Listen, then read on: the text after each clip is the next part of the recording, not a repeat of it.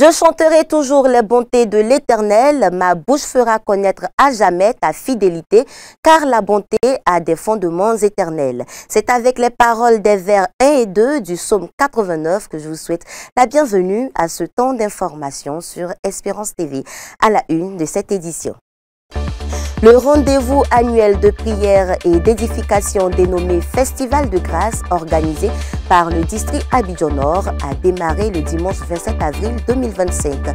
Le lancement de cette grande activité s'est déroulé au temple Ebenezer d'Abidjan à Djamé. On en parle dans quelques instants. Une note de célébration dans cette édition, on parlera de la consécration de la nouvelle chorale liturgique Cité de Grâce d'Akroaba, c'est dans le district de Grand Bassam. L'événement a réuni plus de 500 fidèles venus des communautés environnantes pour partager ce temps de grâce. Et puis, la semaine dernière, le Conseil santé de l'Église méthodiste de Côte d'Ivoire, accompagné de quelques responsables des institutions et structures de l'Église méthodiste de Côte d'Ivoire, ont participé à Grand Bassam à un atelier de réflexion sur l'implication de l'Église dans l'effort national de sensibilisation sur la couverture maladie universelle. Mesdames et messieurs, heureuse de vous retrouver pour le journal sur Espérance TV. Nous démarrons avec cette activité spirituelle organisée par le district Abidjan Nord. Il s'agit du Festival de Grâce. Ce rendez-vous de prière conçu pour l'édification du corps du Christ est à sa 6e édition. Et cette année, c'est le temple Ebenezer d'Abidjan à Djamé qui a abrité le culte de lancement. Plus de précisions dans ce reportage de Lionel Niaba. Des temps de louange, de proclamation et d'édification pour un peuple attentiste aux grâces du Seigneur. Voilà les caractéristiques de l'activité spirituelle initiée par le district Abidjan Nord, dénommé Festival de Grâce. Pour cette 6e édition, c'est le temple Ebenezer d'Abidjan à Djamé qui a abrité le lancement officiel. L'abri sûr, thème principal, extrait de Psaume 91, versets 1 à 4, a été traité par le révérend pasteur Serge Eddy, pasteur principal du circuit de Benjaminville, afin d'exhorter les fidèles présents à compter sur Jésus en ces temps d'anxiétude vu les prochaines échéances électorales. Parfois on a l'impression que Dieu n'entend pas ce que nous vivons.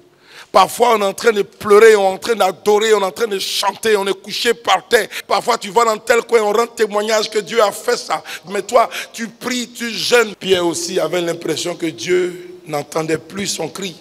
Il a l'impression que Dieu dort. Dis à ton voisin, courage, Dieu ne dort pas. Soucieux du réveil spirituel depuis son arrivée à la tête du district Abidjan Nord, le très révérend pasteur Michel Lobo, surintendant de ce district, dévoile la vision de ce programme, non sans faire le bilan des éditions précédentes. Toutes nos paroisses n'ont pas la même dimension. Les paroisses qui ont suffisamment de moyens peuvent concevoir des programmes, les organiser pour nourrir le peuple de Dieu. Et nous avons donc voulu jouer la carte de la solidarité. Et puis pour les pasteurs que nous sommes, chacun a ce talent, ses dons. Et il faut mettre tous ces talents, ces dons-là au service de toutes les communautés. Et pour maintenir le peuple de Dieu en l'éveil, enseigner le peuple de Dieu, nous avons donc initié le Festival de Grâce qui est à sa 6e édition, qui est un moment de haute spiritualité pour nous. Paroissiens de la communauté d'Ebenezer d'Abidjan à Djamé, comme membres du comité d'organisation, tous sont unanimes sur les impacts et les témoignages qui en ressortent à chaque édition. Pour le catéchisme Aleke, l'heure est à la mobilisation pour la réussite de cet événement. Nous avons tellement de témoignages à rendre et à cette 6e édition, nous voulons lancer l'appel au peuple de Dieu. Lancer l'appel dans tout le district, inviter tous ceux qui, pendant ce temps, entendent ma voix, inviter à aller dans les temples, dans les différents circuits où se trouve le programme. Le circuit de Benjaminville, le circuit de Angré, le circuit de Cocody, le circuit d'Adjamé. Toutes ces églises-là sont cooptées pour abriter le programme Festival de Grâce. Le Festival des Grâces, pour cette 6e édition, sera éclaté dans toutes les 36 églises du district Abidjan Nord, avec la participation des orateurs locaux. Débuté le 27 avril 2025, il s'achèvera le 4 mai 2025 par la grâce de Dieu. Je vous conduis à présent à Akroaba, c'est dans le district de Grand Bassam. Là-bas, les fidèles ont communié avec le Seigneur à l'occasion de la consécration de la chorale liturgique Cité des Grâces et la dédicace des aubes pourpres et bleu roi de ces nouveaux louangeurs. Le reportage de Félix Ajibodé. La date du dimanche 27 avril 2025 restera gravée dans la mémoire des fidèles méthodistes du temple Batmos d'Akroaba à Koudzenkwa dans le district de Grand Bassam. Et pour cause, 22 choristes, un maître de chœur principal et son assistant ont été consacrés au ministère de la louange, arborant fièrement les aubes, symbole de leur engagement à louer Dieu en toutes circonstances, sous la conduite du très révérend pasteur Raymond Claude Akafou, surintendant du district de Grand Bassam. Tout nouveau, tout beau, et puis après, c'est patatras. Quand on vient à la répétition, c'est 2 ou 3 personnes. J'espère que ça ne sera pas ainsi pour vos cités de grâce et que vous allez continuer, n'est-ce pas, à apprendre davantage pour être une chorale très excellente. Dans son message, ayant pour thème « Demeurer dans la parole de Christ », extrait de Colossiens chapitre 3, verset 16, la révérende pasteur Anne-Pélagie Yao, en charge de l'église locale, a exhorté les nouveaux choristes à servir le Seigneur selon leur engagement. Baptisée Cité de Grâce, la nouvelle chorale liturgique d'Akroaba à Koudzenkwa a été parrainée par la chorale liturgique du Jourdain de Makori, qui a fait plusieurs dons, devant accompagner la chorale filleule dans son ministère. Nous estimons que le Dieu que nous louons nous envoie en mission. Et c'est de notre devoir d'accepter et de partir en mission, de partir en eau profonde. La louange ne s'arrête pas ici-bas. Même dans les cieux, la louange continue. Et donc c'est le ministère le plus glorieux. Et donc tous les choristes s'attachent véritablement à ce sacerdoce qu'ils ont choisi. En présence des autorités coutumières, parents, amis et connaissances, ce sont plus de 500 personnes venues des communautés environnantes qui sont sorties apporter leur soutien aux nouveaux choristes. Je fais appel à tous les choristes parce que ce qui a été fait ici est une grâce. Il ne faudrait pas que nous décourageons ceux qui nous ont fait cette grâce. Qu'est-ce que cela veut dire? Si quelqu'un te donne un cadeau et que demain il va trouver cela à la poubelle, mais il est découragé, il ne viendra plus. Voici pourquoi j'appelle tous les choristes à pouvoir tenir ferme dans cet engagement que nous avons pris. Les choristes aussi, ça va, il n'y a pas de machin, on va les conseiller. On va les conseiller parce que c'est une nouvelle. Il faut qu'on les appelle pour les dédiquer. Sans quoi c'est bien. Je suis très content de ce événement qu'on a fait. La première fois que je vois ça, et je vous remercie l'équipe, tout ça, pour qu'aujourd'hui, je puisse bien dormir. Pour ça, je vous remercie avec l'équipe. En prélude à cette journée de reconnaissance et d'action de grâce, la veille, un concert de louanges a réuni sur la même scène les chorales Bethléem d'Akroaba Benyekwa, Emmanuel Wéou et Jourdain de Makori. Dans la même veine, près d'une trentaine de choristes dans le district d'Abobo ont reçu de nouvelles aubes bleu roi. Cette cérémonie qui s'est déroulée au temple Jéruel a été couplée à la cérémonie d'induction des Boys and Girls Brigade. Emmanuel Abalé et Constant Kwame y étaient. Située dans le quartier du lycée municipal d'Abobo, la communauté méthodiste Jéruel a célébré un double événement. La principale activité était la dédicace des aubes bleues de sa chorale liturgique qui s'est faite suivant les règles instaurées par le directoire musical national. Après avoir revêtu ces nouveaux appareils liturgiques en présence du directoire musical du district et de l'œil bienveillant du secrétaire du district, représentant le très révérend pasteur Daniel Conan, la chorale a exécuté un cantique dans cette nouvelle tenue. Désormais, ces choristes seront comptés au nombre de ceux qui animeront les grandes saisons liturgiques de l'église méthodiste de Côte d'Ivoire. La chorale n'est pas sa première activité.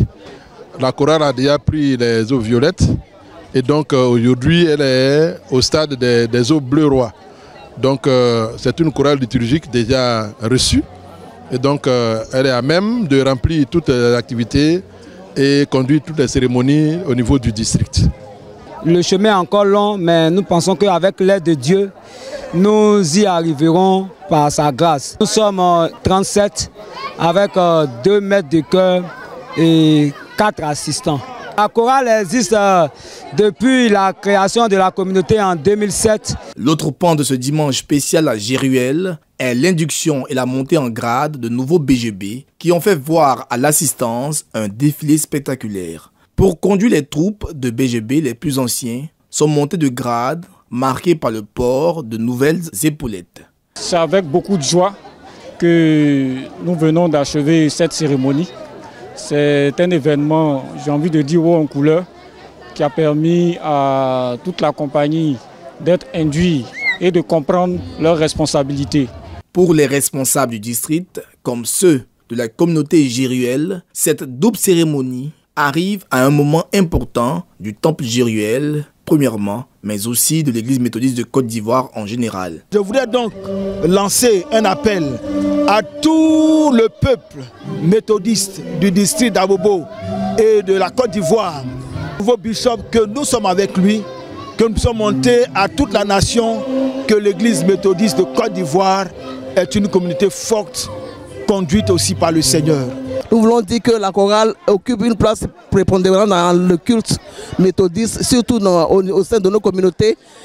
Elle joue un grand rôle dans l'animation de l'église. 15 ans après, Dieu nous fait la grâce de pouvoir encore une fois de plus recevoir la chorale avec les eaux bleues rois. C'est pour nous une grande joie, un honneur de célébrer Dieu à travers la chorale.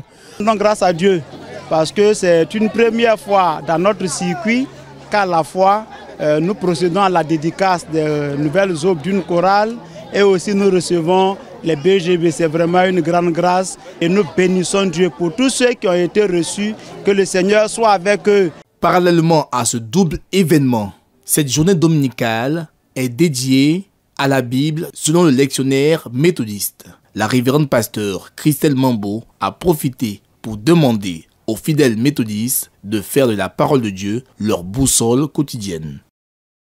Nous souhaitons bon vent à ces disciples du Christ dans leur engagement.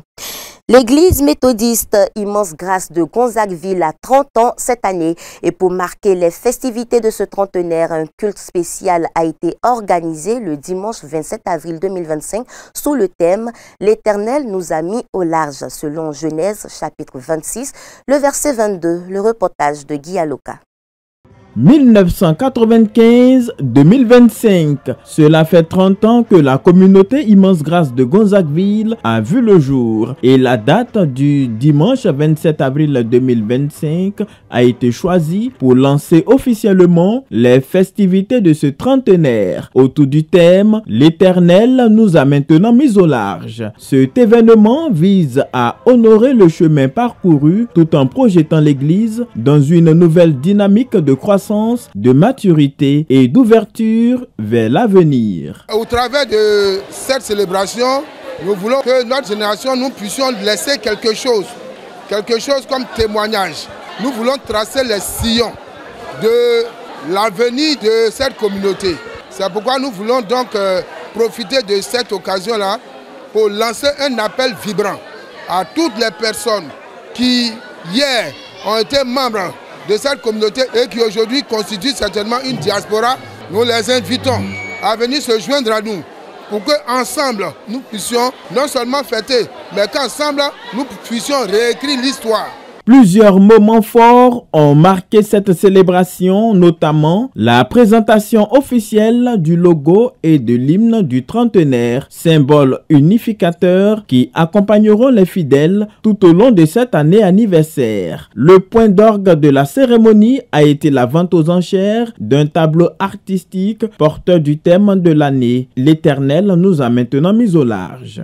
Les fonds récoltés lors de cette vente serviront à bâtir un lieu de culte pour la mission méthodiste du village de Benegosso, renforçant ainsi l'engagement de l'église méthodiste Immense Grâce dans l'évangélisation. Dans une prédication captivante sous le thème « J'ai 30 ans, je suis mature », le pasteur Kwachin Chomichel a exhorté l'assemblée à embrasser la maturité spirituelle en s'appuyant sur les leçons des 3 décennies écoulées.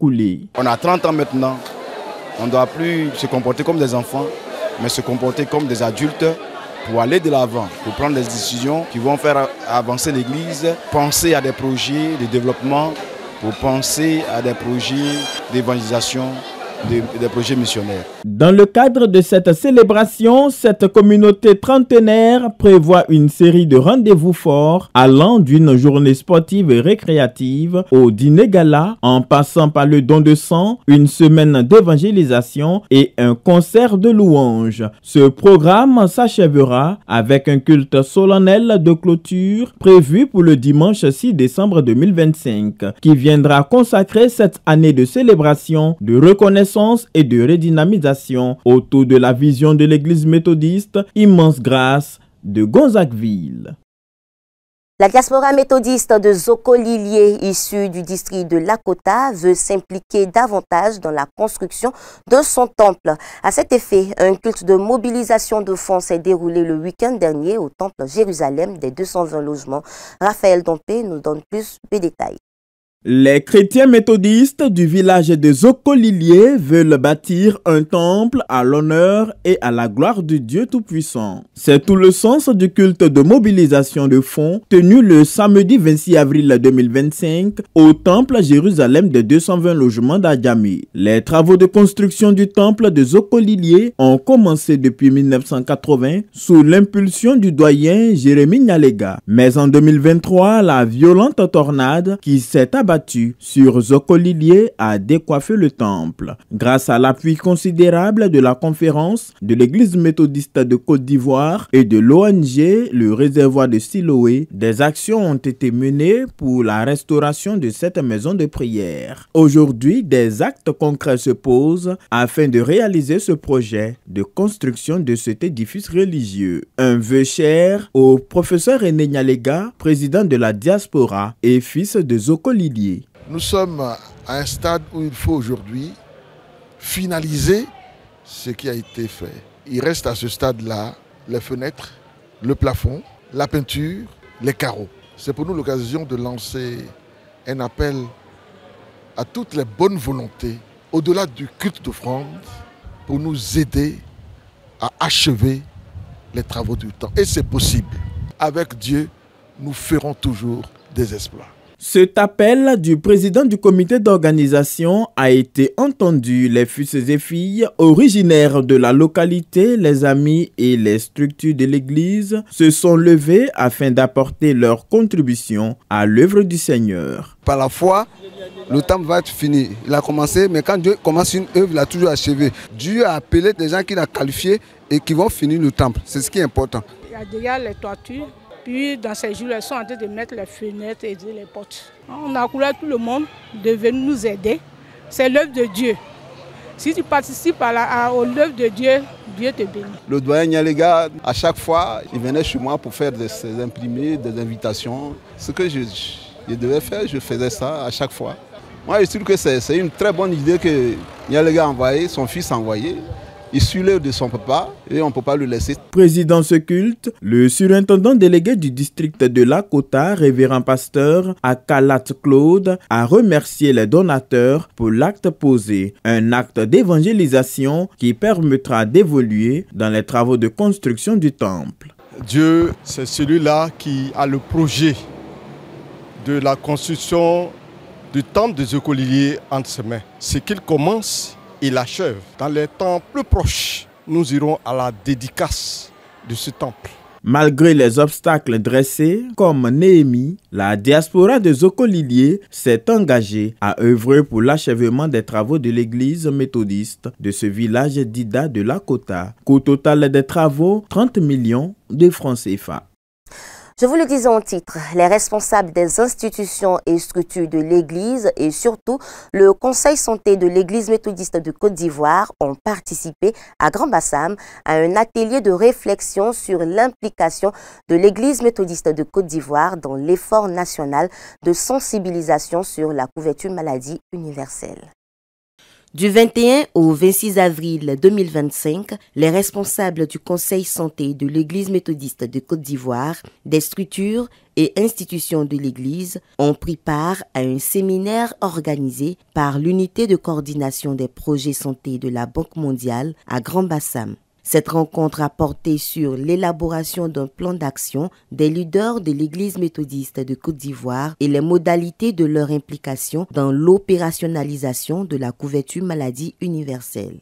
La couverture maladie universelle apparaît comme un outil que l'Église doit s'approprier pour justement apporter assistance aux fidèles qui en ont besoin et même à toute la population qui est en détresse parce que souffrant de mal quelconque. La collaboration entre l'Église méthodiste de Côte d'Ivoire et les structures en charge de la couverture maladie universelle est pilotée par le professeur Louis Abois qui supervise les actions pour la mise en œuvre de ce projet. L'objectif, c'est d'équiper le conseil de santé et ses démembrements au niveau des districts en ressources, permettant donc à ces responsables d'église de faire la sensibilisation et la promotion de la couverture maladie universelle au niveau de la population méthodiste. Pour les participants, ce séminaire est une belle aubaine qui a permis de lever le voile sur les préjugés conçus autour de la couverture maladie universelle. J'avais beaucoup de choses que j'ignorais, mais à travers cet atelier, j'ai beaucoup appris. Ça nous a permis de voir tous les aboutissants de la CACEMU, ce que nous n'avons pas avant.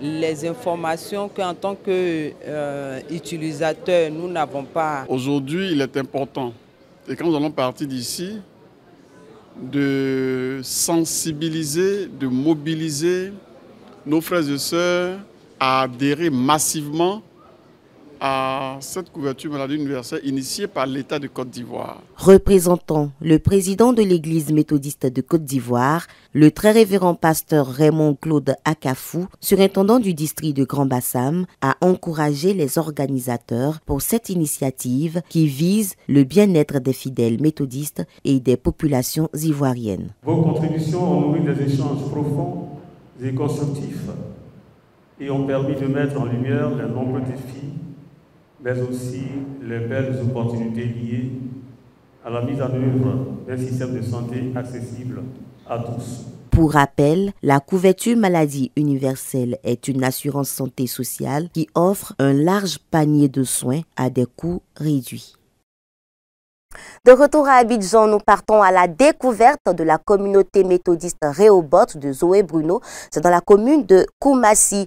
C'était une cellule qui est née de la soif de l'évangile de la famille Zoé Bruno, dont le quartier porte le nom, et qui s'est métamorphosée en une grande communauté au fil des années. Le récit de Raphaël Dompé.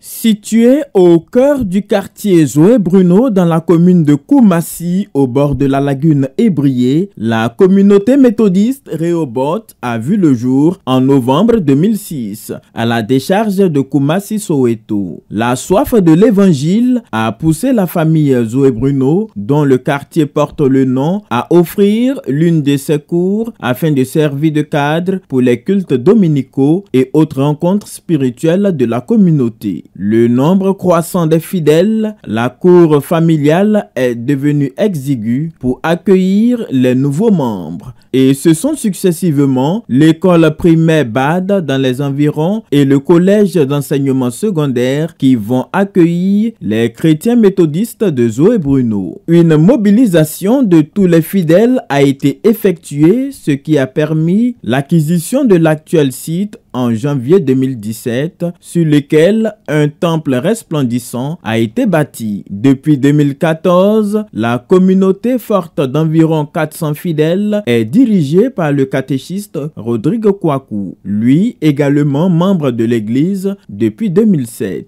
Nous avons 5 classes méthodistes. La vision que nous avons pour notre église Rehoboth, c'est le progrès dans le sens que le Seigneur lui-même a établi, c'est-à-dire gagner des âmes, étendre la communauté sur le plan numérique et bâtir des édifices qui serviront à la gloire du Seigneur. Quant au président des laïcs, Richard Ochoumou, pionnier de la communauté, sa vision est portée sur l'extension de ce lieu de culte, vu la forte mobilisation des membres. Ce temps que vous voyez, nous avons prévu de coiffer et puis faire andal. Le bois a été bâti sur la prière.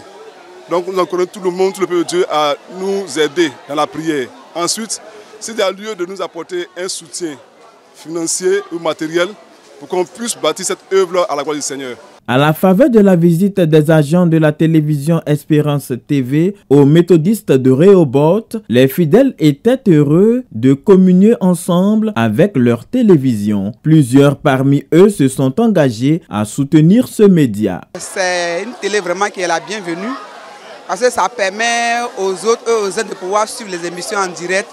Et ça permet aussi au monde entier de pouvoir regarder un peu ce que l'Église méthodiste sait faire à travers la télé. Et aujourd'hui, vous êtes à Rehoboth, c'est vraiment une grande surprise. Et c'est une joie, c'est la première fois que moi je sentais parler devant un micro comme ça, sorti en direct. J'ai été vraiment très heureux de faire le culte avec Espérance TV.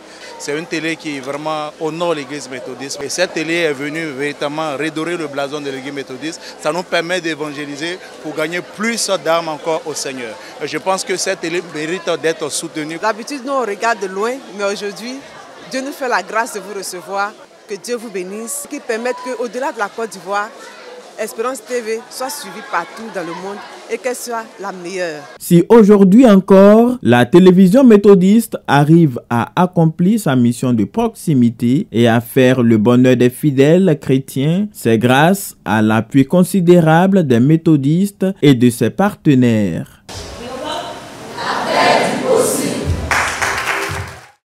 Une note triste dans cette édition, on se souvient encore des enfants de Tia dans le district de Dabou qui ont perdu la vie le 21 avril 2025. Ils ont été portés en terre le week-end dernier en présence de leurs familles ainsi que des autorités de l'Église et du gouvernement ivoirien. Emmanuel Abali.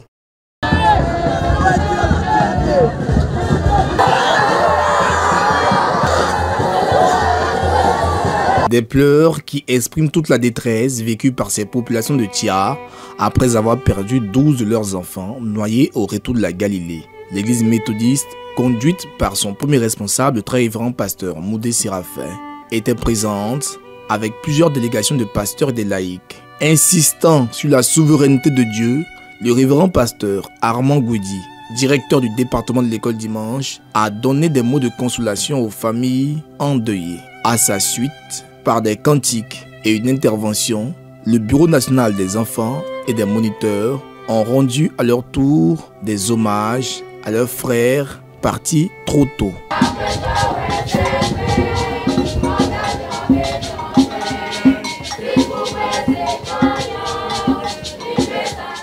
À l'occasion de la Galilée, 12 enfants de notre école du dimanche ont quitté nos rangs.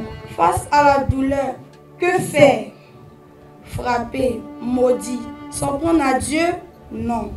Job dit, le Seigneur a donné, le Seigneur a repris. Que le nom du Seigneur soit béni. Face à la douleur, acceptons la volonté du Seigneur. Il est le Dieu qui frappe et aussi le Dieu qui pense les blessures. Et il saura consoler nos cœurs contrits. Les personnalités politiques originaires de la région, en la personne du ministre Sesmech Adjesilas et la représentante du chef de l'État, Miss Belmont Dogo, ministre de la Solidarité et de la lutte contre la pauvreté, ont également apporté leur soutien aux familles éplorées. Non, ça en fait des dons. Il est difficile pour un enfant de perdre ses parents. Il est encore plus difficile pour un parent d'enterrer son enfant. Cette douleur, chers parents de Tia, le président de la République et son épouse la partagent avec vous. Cette douleur, l'ensemble des membres du gouvernement, à leur tête, le Premier ministre Bleu Mombé, la partage avec vous. S'adossant sur les Saintes Écritures, le président de l'église méthodiste de Côte d'Ivoire, le très révérend pasteur Séraphin Moundé, a exprimé la compassion de toute l'église. C'est avec une vive émotion que je me tourne vers les familles en détresse et au village de Tia, les Boutou et tout le district de Dabou pour vous dire haut et fort la solidarité de l'Église dans ces moments douloureux.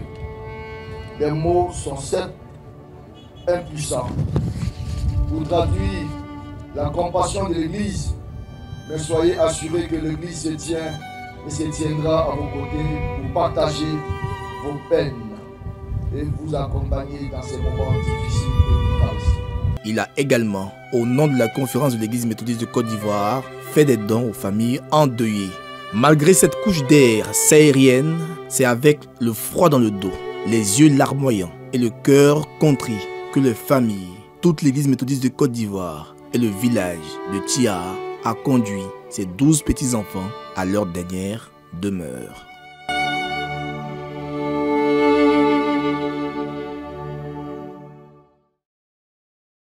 Nous prions que notre Seigneur apporte la consolation à tout le cœur meurtri par ces disparitions. Et voilà, c'est ici que nous fermons les pages de ce journal. Merci pour votre aimable attention. Je vous retrouve vendredi pour un autre point de l'actualité. Mais n'oubliez pas, le programme continue sur Espérance TV. Je vous bénisse.